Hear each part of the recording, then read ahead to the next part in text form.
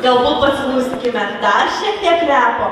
Man rodos pasigrolinti nekantrauja vienas šaunus vaikinukas. Turi omenyje Deividą? Tuoj pat kviečiame jį į sceną.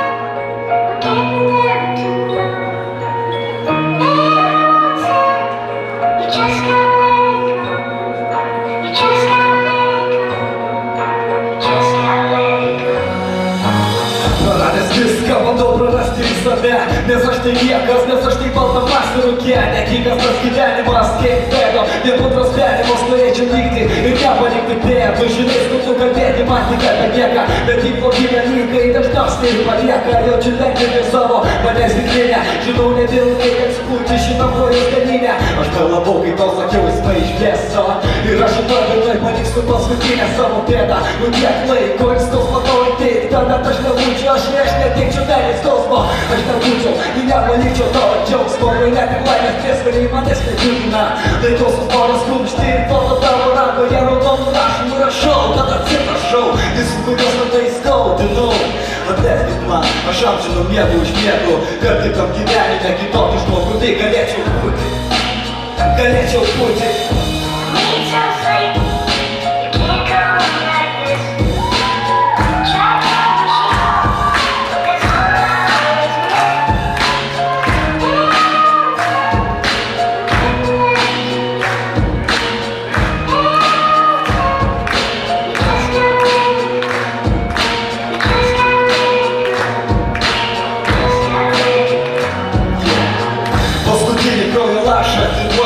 Kad palikti tavyje, tam truputį savo oro. Aš išeinu, atsiprašau, negaliu tavęs pasiimti, nes tu nori dėl manęs, kad reiktų tave išeiti. Nenoriu ir dėl aš noriu veikti.